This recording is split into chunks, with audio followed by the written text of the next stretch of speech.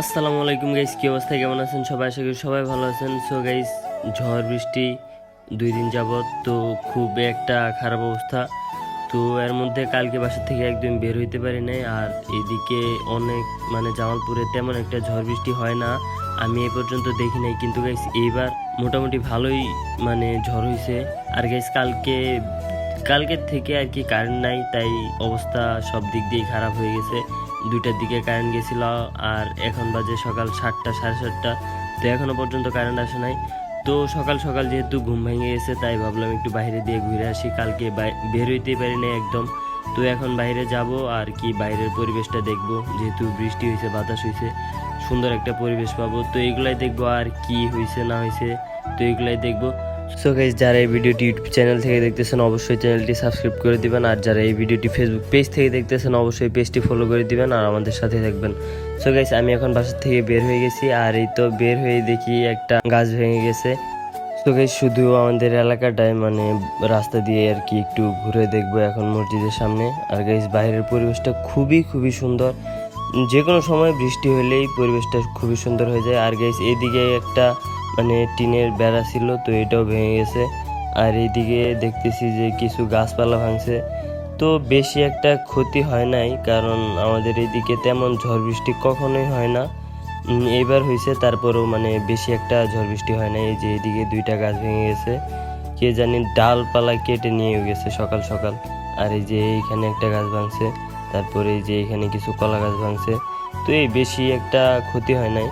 আর এই তো রেলগেট এখন আমাদের যেই মোড় আর কি। তো এই যে এইদিকে আগাইলাম, তো এইদিকে একটা এই যে ব্যানার পড়ে গেছে দোকানের যে ব্যানারগুলো থাকে, এটা একটা থায়ের দোকান আর কি। তো এই যে এখানে কিছু কলা গাছ ভাঙছে। আসলে পুরা যতটুকু ঘুরলাম আর কি, সম্পূর্ণ তো ভিডিও করা হয় নাই। যতটুকু ঘুরছি সব জায়গায় দেখছি যে শুধু গাছই ভাঙছে, এছাড়া আর কিছু হয় নাই। তো এই যে এখানে কিছু কলা গাছ ভাঙছে। আসলে কলা গাছটা হইতেছে নরম একটা গাছ, আর এই যে এখানে কিছু গাছ ভাঙছে। তো সব জায়গায় ঘুরে ফিরে দেখলাম যে কয়েকটা গাছ ভাঙছে, এছাড়া আর কিছু ক্ষতি হয় না আল্লাহর রহমতে। তো আমাদের জামালপুরে মনে হয় না তেমন একটা ক্ষতি হয়েছে। এমনি তো বাইরের দিক দিয়ে অনেক ঝড় বৃষ্টি হয়, তারপর অনেক ক্ষতি হয়। আর গাইস, এই যে এটা হচ্ছে আমার বাসার পিছনে একটা গাছ। এই গাছটা ভেঙে বাসার উপরে পড়ে গেছে। এই যে যে ভিডিওতে দেখতে পারতেছেন যে এই গাছটাই ভেঙে পড়ে গেছে। তো এই ভিডিওগুলো আসলে কালকের করার ছিল, কালকে তো বাইরে বের হইতে পারি নাই। আর এই ভিডিওগুলো হচ্ছে আমার রুম থেকেই করা। তো কালকে শুধু বাসার পিছনে একটা পুকুর আছে, তো এই পুকুর পাড়ে একটু ভিডিও করছি। একটু বৃষ্টি কম ছিল, তারপরও ছাতা নিয়ে বের হয়েছিলাম, কারণ বৃষ্টি হইতেছিল। আর প্রচুর বাতাস, আমি যে ছাতা নিয়ে বের হয়েছি, আমার ছাতা সহ আর কি ওরাই নিয়ে যাইতেছিল আমার সহ।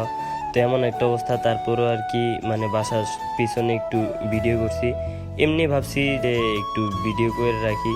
তো আজকে সকালে মনে হলো যে এমনিতেই একটু বের হয়ে ভিডিও করি। তো ওই ভিডিওগুলোর মধ্যে এই ভিডিওগুলো দিয়ে একটা ভিডিও করে ফেললাম। তো গাইস, যাই হোক, সম্পূর্ণ ভিডিওটি দেখার জন্য ধন্যবাদ। আর এই যে এখানে কিছু আম আছে, তো আমগুলো কেউ পারে না, যাক পোলাপান ভালো আছে। আর এই তো হচ্ছে পুকুরের ঢেউগুলো খুবই ভালো লাগতেছিল। আর এই রাত্রে একটা ভিডিও করছিলাম।